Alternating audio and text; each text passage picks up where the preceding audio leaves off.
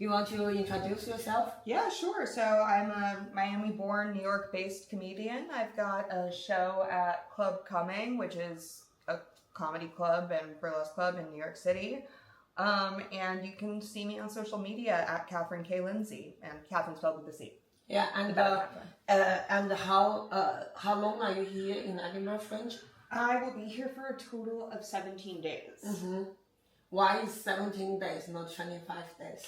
Because I could only get 2 weeks off of my day job. So I got the weekends in there as well. What's your day job?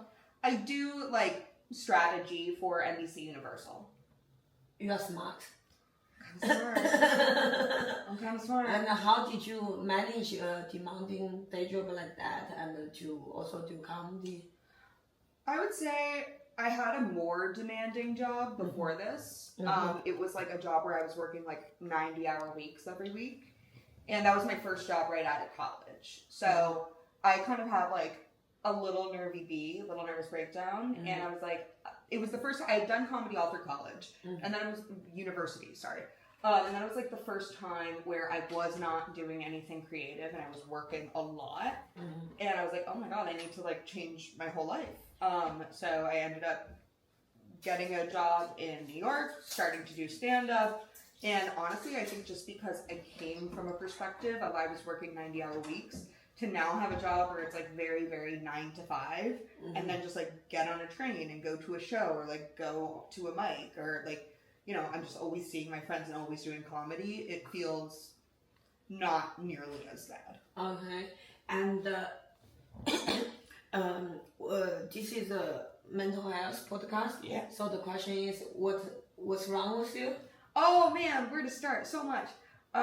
Diagnoses wise, I have generalized anxiety disorder and have suffered from major depression throughout my life. Yeah, I also have ADHD, but who doesn't? I would say those are the main ones. I've got some other fun little side quests. What is generalized anxiety? Is just anxiety? Sure, kind of, yeah. I guess there are a lot of different kind of ways doctors will talk about anxieties. Technically speaking, OCD is a form of anxiety. Yeah. So generalized anxiety disorder just means I'm at a higher kind of point of anxiety. So you're just better than everyone. Kind of naturally, yeah. Kind of just born this way, I guess. And what's your expression of your anxiety? Because the people worry about their health and all kinds of stuff. Sure, that's a good question. I think that my two biggest sort of points of anxiety are I guess there are three. One is kind of just overall perfectionism and just sort of I'm always thinking of all of the things I could be doing. Just dumb things. I'll get mad at myself and get upset with myself because I haven't wiped out the fridge in long enough, and I'll be you should be a real adult who has a system for this and has a routine. So that's one big kind of umbrella. And then the second, I get stressed a lot about just time and the passage of time and feeling I'm not accomplishing enough or using every minute as best as I can. And then last one is not social anxiety. I'm a very outgoing gal. I talk a lot, I yap a lot, I love to meet new people. You're American, of course. Yeah, but even by American standards. Really? And even by Southern standards. Wow. I'm very gregarious, talk a lot. When I was a kid, my family nickname for me was Chatty Cathy. Mm-hmm. A Chatty Cathy was a kind of doll in the United States that was sold for many decades where the string on the back would make her talk. And she was marketed as Chatty Cathy. So that brings me to my last major source of anxiety, which is I have no problem expressing myself to people and putting myself out there, but I have so much anxiety around how do people see me, when I leave a situation, was I just talking way too much? Did people think I was annoying? Did people didn't laugh when I said that? Did they get it was a joke? Did they get I don't mean that? So I feel lots of similarity with your source of anxiety.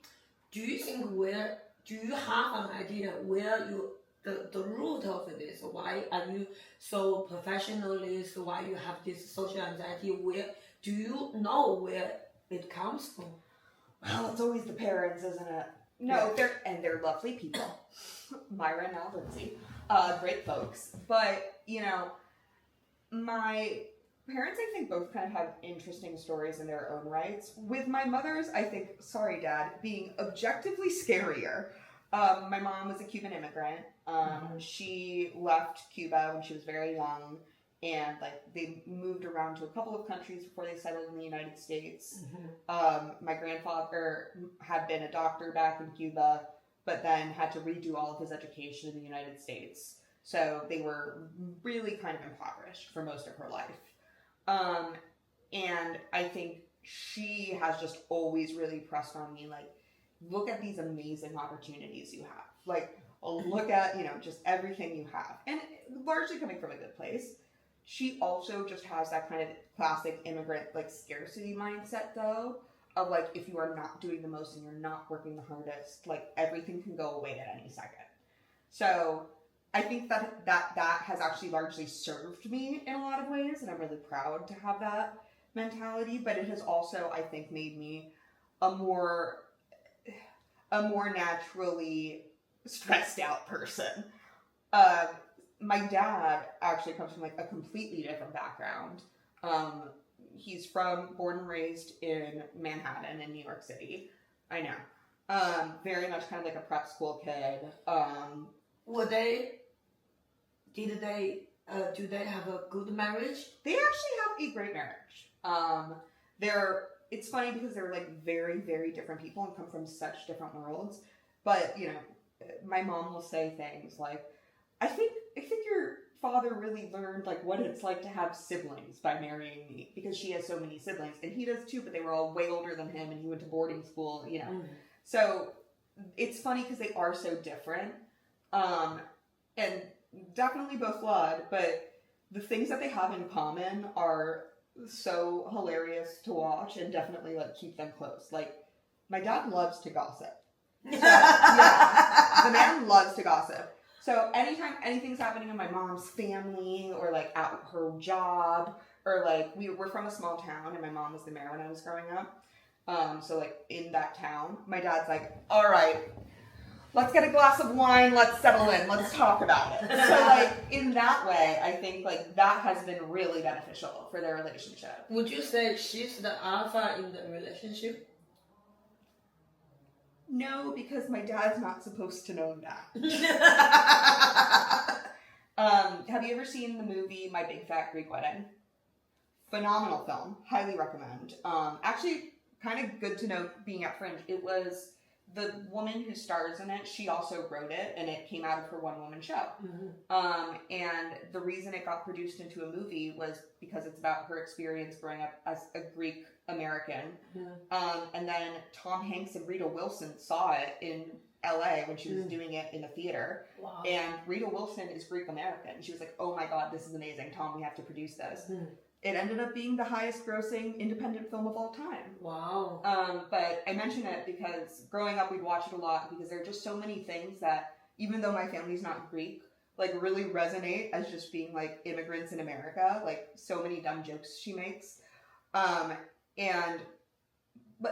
one of the things that we quote from it a lot is in the movie, the mother character says to her daughter, who's claiming that she doesn't, like, that the mother doesn't have control in the family, the father does.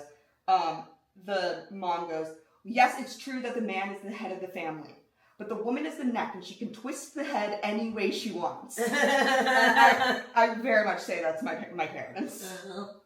So it sounds like you grew up like in a, like your mom sounds like she's an alpha and really driven lady. Definitely girl boss. And you sounds like you are from like relatively healthy family with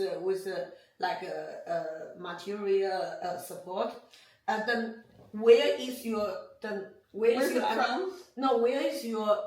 this anxiety of people judging you coming from? I grew up very bullied. this isn't fully true, so sorry if we're friends from like childhood and you see this years later and you're like, what are you saying? But I often say that I didn't have like a real friend until I was 18. And, you know, of course I had like a couple of real friends scattered here and there, but oftentimes those relationships would either like fade or they'd move on to better friend groups or whatever. But yeah, I was very much bullied all through growing up. Why is that? Your family doesn't sound like the kind of family to be picked on. Oh, that's interesting. My sister wasn't really picked on. And my mom was definitely popular growing up. She was like head cheerleader. I'm loud and I'm nerdy. And I think just things like, you know, I'm from Miami originally, and I went to a public elementary school, which is like, I guess, primary school here. And, you know, it was the kind of thing where there were like 35 kids to a class. Oh, that's nothing. We have like 70. No. I mean, like classroom. Like, we would all be trying to in a tiny little room. Yeah, that's we have 70 people. But things like learning how to read in that environment when there's not a lot of funding, you know, and stuff like that. It wasn't, people I don't think cared about school in the same way I did. And I loved to read. It's like all I did. I would literally like read under my desk during class because I was like, this is boring, I'm above this. And I think as a result, like, kids kind of saw me as like a know-it-all, kind of like a Hermione Granger figure. I hate to make that comparison. But, you know, just sort of that kind of vibe where I think maybe I came off as thinking I was smarter than other people or like whatever, but that wasn't the case. I just like wanted to give the answer to the question or whatever, you know?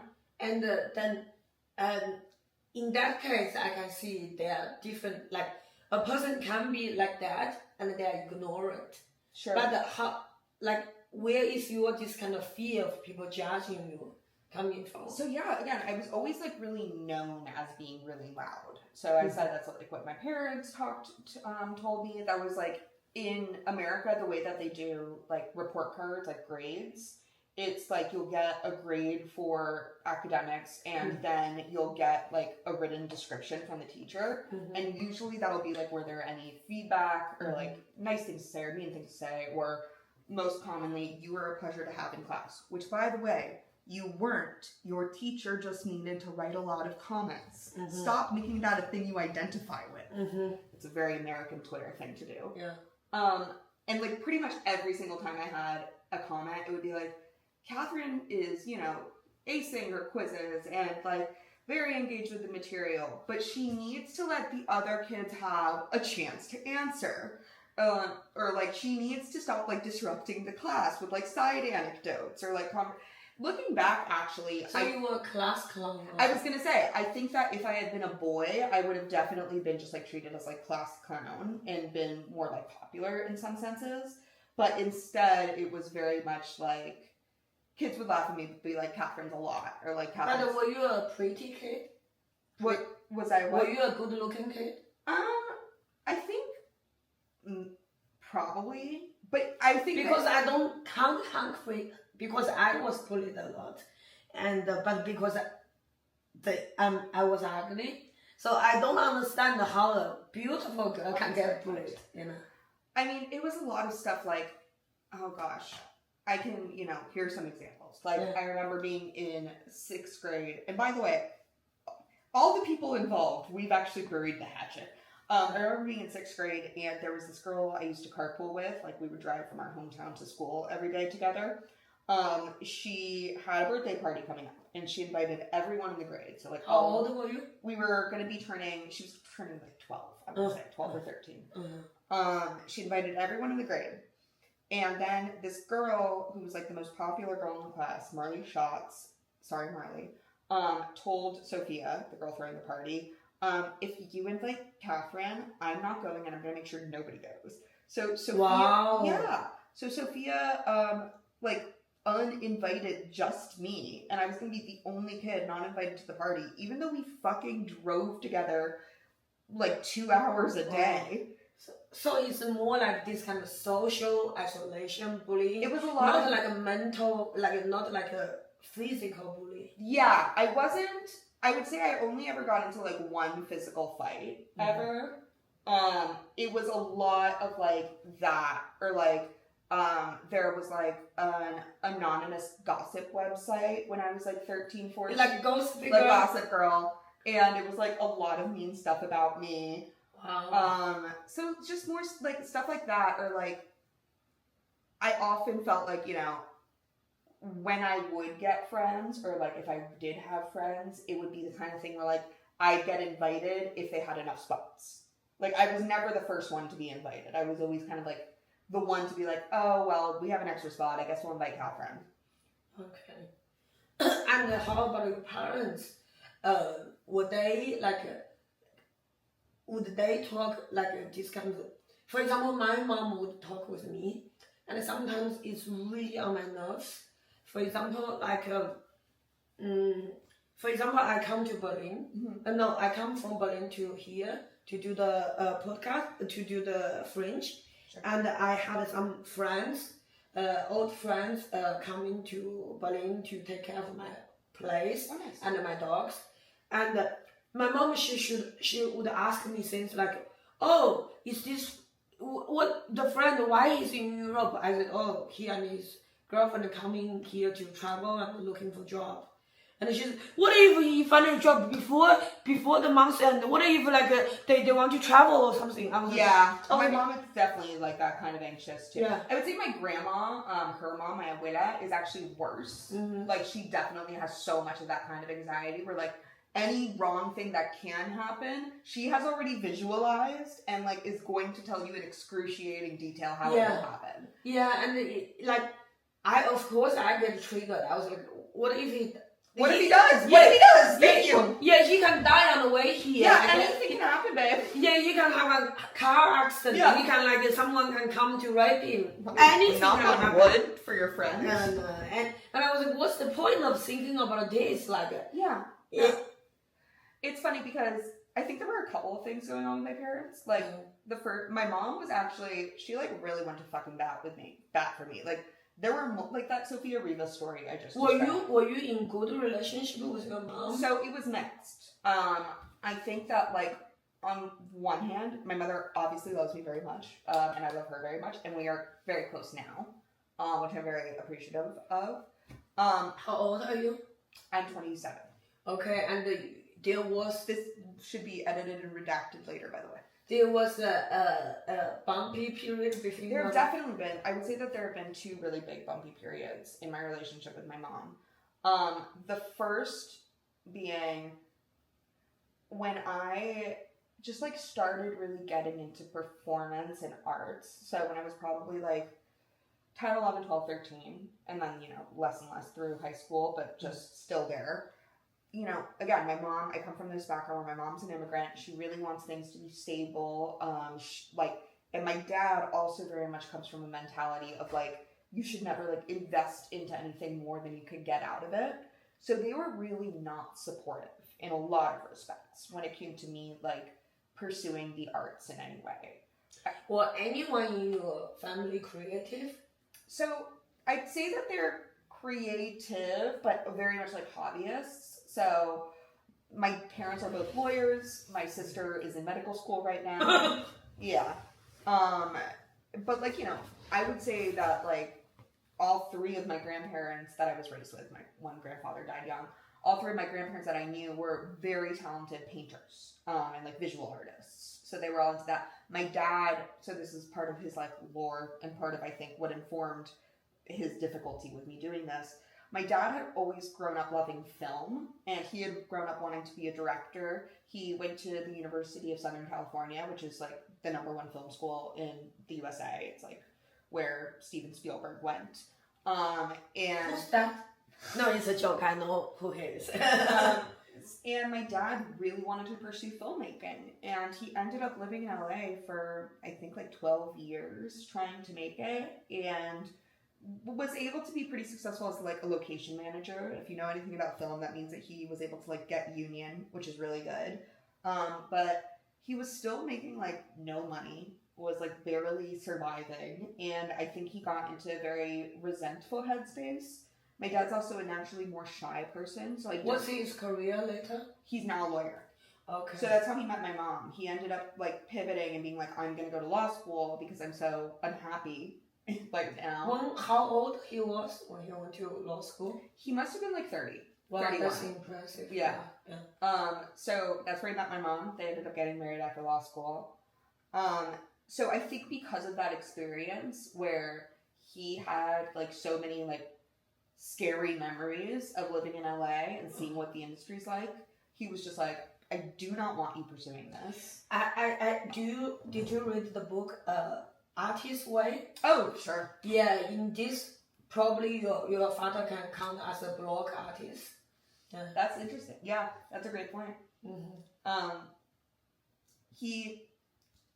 It's such a push and pull thing though, because on one hand, like I still to this day have some resentment because I had so many either like friends when I was growing up who their parents supported them so much and put so much money and resources into them, like, you know, getting dance lessons, getting singing lessons, like going to community, like doing plays at community theaters that would have involved like driving and stuff. Like everything that I did that was like that, growing up, I literally had to babysit to get the money to pay for, and would have to I multiple times had to like hitchhike home from rehearsal.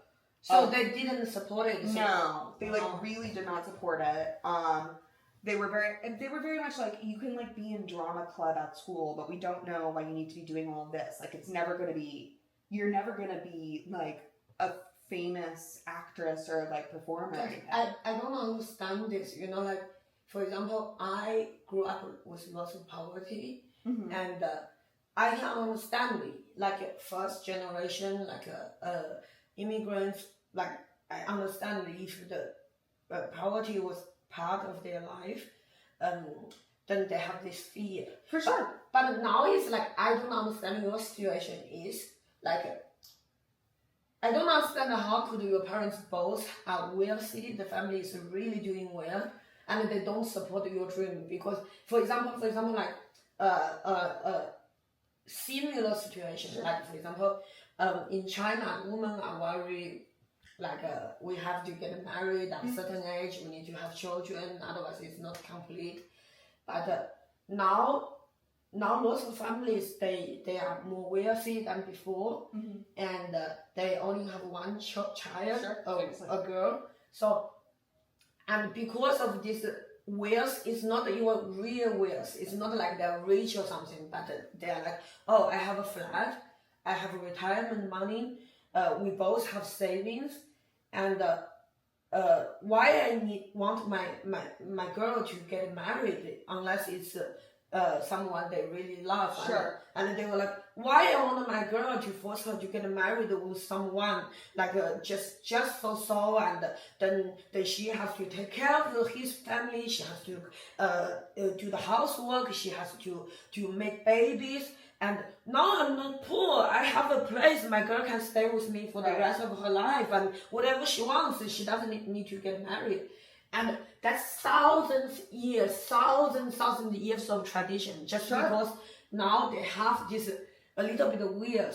They realize, oh, I don't have to do this to do to my girl, which is like, wow, that's progress. Yeah, of course. So I don't understand in your case, how could your parents, they are doing so well, like, and then because if I were them, I would think, okay, I have the money, like she will never starving. When we die, she'll at least get half of the house, and she will never need to worry about the surviving. Why they wouldn't support your dreams? I think it's a couple of things. One, my mom, you know, went to law school, but she works for the government. So in the United States, that means that I've made more money since I graduated college, multiple times more money than my mom has my entire life. She does not make money, basically. Really? Yeah. She's the mayor? Yeah. Oh, yeah. You basically don't get paid for that. Then why everyone wants to be the mayor? Well, president gets paid well. But you'll see that's one of the many reasons why in the United States so many politicians are like former businessmen, and why they're so old, because it's people who like can afford it already, you know, like who have already made their money. So my dad was very much the breadwinner, And I think my dad, from his point of view, he thinks he could have been much more successful had he just gone straight to law school or had gone to law school earlier. And I think he thinks like, oh, I'm never going to be able to reach like the height of what I'm capable of like professionally because I did that. So they definitely stress about money a ton. That was a very big part of my upbringing. My parents, they bought the house that they still live in while we were still living in kind of our starter house, you know, like smaller house. And then the next day, the 2008 recession hit. Oh, wow. So they, at that point, had just bought a house for a lot of money that was now worth no money. Wow. And the house that they thought they could sell to pay off the first house is now worth no money either because the whole market is underwater. So that was also around the time that I started getting into like performing and stuff. So money and the ability to make money and be stable has always been a big part of this conversation. So your family is not that wealthy? No, I would not say so. Okay. I mean, let me be clear. I'm very lucky, very privileged. Never worried about So starving. like they are middle class, but they have Yes. their own struggle and periods of of desperation. instability, yeah, for sure. And I think, yeah, so it's always come from a place of protecting me for sure, but it definitely always alienated me as a child. And it kind of made me feel like, okay, well, I feel weird and different and like I'm too much at school. And now my parents are telling me that this thing that I'm like increasingly obsessed with and increasingly like seeing myself in, like, is just a non-starter for me and is like something so different than anything they do. So I just felt very, I think, alone in every sense growing up. Yeah. Wow. You know what? I kind of feel happy about this because I grew up, I was really, really poor. And also, you don't need to hide this. No, this is just what I do now. Okay. And also because I, in Chinese standards, I'm really ugly. Oh. And so I was always bullied and I've heard Chinese like beauty standards. they too. like a Chinese woman who look like you. Oh wow, okay. Yeah. Well, I was gonna say that they're very like stringent, I guess, like really specific. Yeah, very specific. Most people don't understand that beauty comes from different ways. And for example, when I was in China, people always say, "Oh, all those white men, they always pick the ugliest Chinese woman. They don't understand what is beautiful." That's so funny. And you know, and now with Mihai, it's fine because Mihai look like a habibi. So it won't be this issue. But when I was with my ex-boyfriend, he's French. He's like a typical French white guy, blonde. So a coward. So I know if I go back to China with him, everyone will point fingers. Oh, he doesn't have eyes. He's with such an ugly woman. Because all they think a woman can only, first, there's only one type of beauty. Second, a woman can only offer her beauty. Yeah. And they don't understand like there's way more than the looks. Of course. Like you can find like thousands, millions of women who's more good looking than me, but you can't find another me. I'm unique. Yeah, of course. And but in China they don't understand that. Yeah. They only judge women by their look, and they have to be really pale skin, big eyes, tall like a tall nose. And if you check all those Chinese celebrities, women, they all look white. That's fascinating. Yeah, that is surprising. I mean, I can say like, I often was told like growing, this is something like the worst part of me still thinks, where I'm like, man, if I went to Mexico City and started auditioning for telenovelas, I would be on television like that, man. They would love me. You still can go to China. You will be famous. I would have to learn Chinese though. No, you don't even know me. There's this kind of job is basically white people. They just sell their soul. Like they go to China, they start TikTok, and on every TikTok, China is great, China is great, China is great. And then in a year, they can be in national TV. They can have like millions, tens of millions of followers. Guys, the next time you see me, I'm gonna be huge in China. Yeah. No, I would never do that. I would not do. But I will say, sometimes I see on TikTok like there are a couple of white guys doing this, and I don't know any of their names, so I'm really... And even they are really ugly white guys, they say this, they can get laid so much. Every single one of these guys are like not guys who would be conventionally attractive in the West, I don't think. They, I guess, just like learned enough Chinese to like do their hour or whatever in Chinese. And then you mean stand up in Chinese? Yes. Yeah, people do that? Yes. I don't know that. So there's like particularly one guy that he does like, I guess, bilingual shows. So he's speaking both Chinese and in English. But it's like a lot of just him kind of like dunking on himself for being American and like talking about like how great China is. You know, that's even the hard way. The easiest way, just on TikTok. Shoot anything. Oh, China is great. Oh my God, this is great. Oh, this is great. And then show some titties. You don't even need titties. Even ugly white guy can do that. They just say, oh, this is so great. This is so amazing. And every day do that. And in a year, you will have hundreds of million followers. That's crazy. I mean, listen, honestly, not too dissimilar from what people do about like on TikTok with New York City. Like there are some people who have like hundreds of thousands of followers, and all they're doing is like recommending the same 10 bars in New York City again and again and again, and trying to pretend like their life is like Sex in the City. Or Sex and the City. I watched it to learn English, and then now looking back, it's such a horrible show. Those women, they have no life, and it's no substance in it. They never grow up. I'm gonna have to agree to disagree on no substance, because when I will actually tear up if I think about Charlotte's fertility journey for 2 months.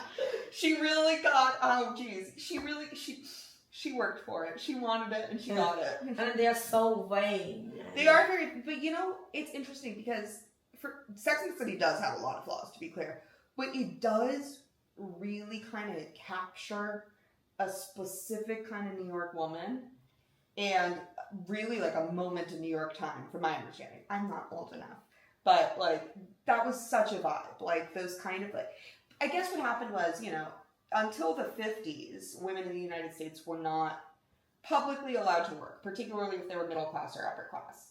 Obviously. So in this show, at least it's progressive. Everyone has a job. So it's even beyond that, because like what it's showing is like, because even then in the 50s and 60s, it was kind of like, well, you're gonna work until you get married, like, and then you'll be a stay-at-home mom. What this show was showing was kind of like this new generation of women who were happily in their 30s, unmarried, and I don't think they're happy. They keep looking for men. Always looking for men. Always looking for men. But like they're never seen as like the butt of the joke. Like it's like this new generation of women who are like entering adulthood with their own disposable income and like a support network that isn't like their husband, you know? Okay. So in that way, that is a good part. But then looking back, I was like, if a woman live like this, of course she's insane. Like, of course. There are so many things in life, and they are so vain. Like, but I guess nothing is perfect. Well, yeah, and I mean, New York City is obviously like a city that's very focused on aesthetics in many ways. Yeah, and with your depression, are you more depressed or are you more anxious? So I would say these days I'm more anxious, but when I was from ages like 14 to 17, extremely depressed. I was extremely depressed. Were you supported, or did you have a group of people, friends, you feel safe, or were you alone? No, I felt pretty alone. But I would say it took a while for my family and my parents to kind of like accept it. You know, I think particularly at like that point in the 2010s, there was kind of like, we didn't really talk about depression. And if we did, it was kind of like, you know, like you just have to shift your perspective, and like happy people choose happiness and stuff like that. So it took them a while to kind of be like, okay, like you actually have a problem. And at that point, I'm very grateful I was able to like start going to therapy, start taking medication. And I would say that one of the interesting side effects of the medication was, because the depression had made me feel like so numb to my feelings and so, you know, completely unmotivated to do anything. Which drug are you on? I'm currently on Prestique, which is like the generic version is desvenlafaxine. It's an SNRI. But at the time I was prescribed Zoloft. Is that true? Yes. And the thing is, because it was effective in that all of a sudden, like, you know, my depression started lessening. I felt motivated again. I could like get out of bed in the morning. But also, because I felt my feelings again, all of a sudden I felt overwhelming anxiety all of the time. Mm-hmm. So it took a while to get to a point where, like, you know, therapy, medications, blah, blah, blah. Mm-hmm. Now I would say anxiety is definitely the thing I have to contain more and like be more thoughtful about. And so with your career, you have a successful, like a high-paying job, and doing stand-up. Where do you see yourself going? My like dream, if I could pick anybody's career, my dream would be to be Jordan Peele. Who's that? So he wrote, directed, produced like Get Out, and he also had his own sketch show in the United States called Key and Peele. So basically his background is he was a comedian, I guess is a comedian, sorry Jordan, and then kind of after writing and directing his own show with his comedy partner, he ended up like totally pivoting, opened his own film studio, and really kind of producing and writing and directing his own stuff, particularly horror. I don't necessarily want to get into horror, but I really, like, ultimately I want to be writing, and if I could be very successful, I would love to be, like, writing, producing, you know, kind of being on both the creative and business side. On the film side, you mean sketch? A film or television would be great. So stand-up comedy is not where you see yourself? I don't ultimately see myself being like somebody who makes their living touring full time. I would love to continue to like put out specials and stuff and continue to like work on hours and stuff.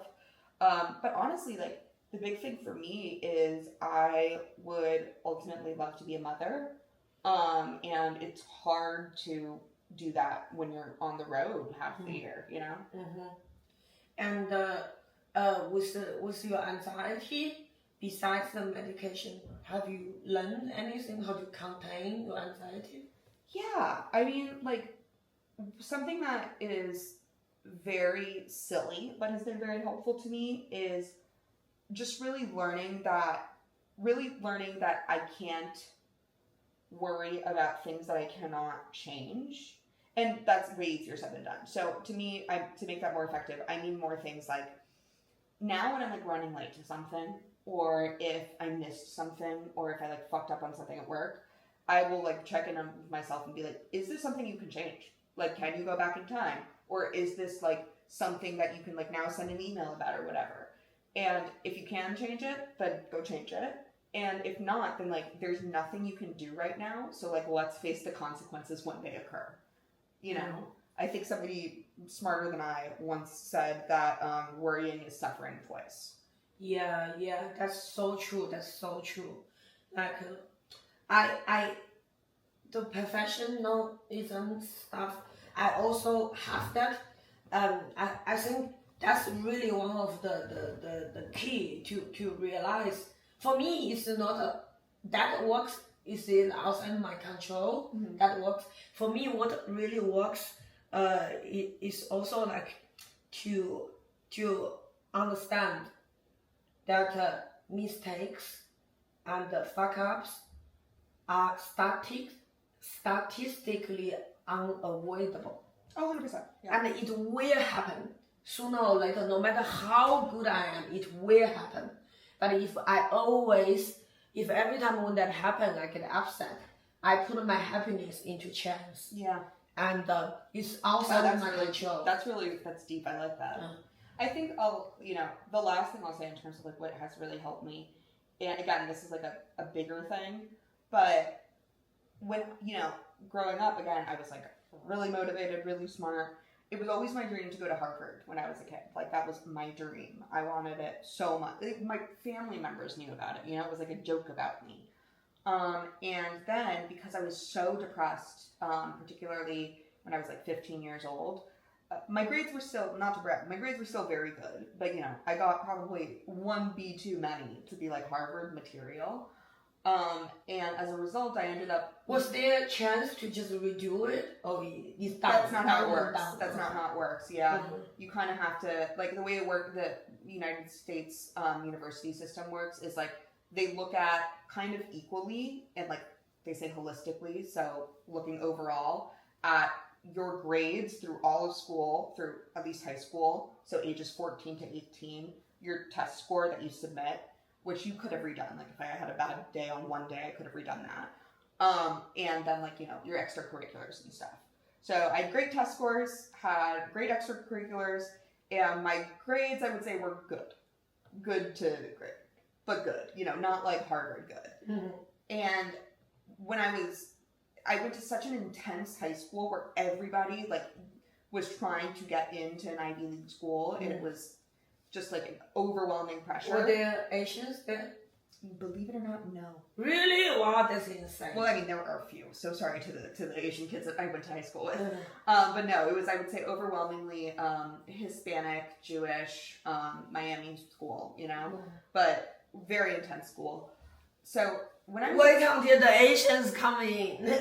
There aren't that many Asian people in Miami. Yeah. But if you say that's hard, when the Asians start to come in, it will make everything worse. I hate the Asians. I fucking hate them. And I'm on camera, so that means I agree. So at the time, I was like, oh my God, this is the end of the world. I'm never going to get into Harvard. But, like, thank God that happened to me, because I ended up finding the college that was, like, the perfect school for me. It was a great school. It's where I ended up doing improv really intensely and, like, met the best friends in my life. And I don't think I would have had friendships at that level or have been doing comedy as seriously as I was had I been going to Harvard, honestly. I think it would have been a completely different person. And I'm really grateful for how things turned out.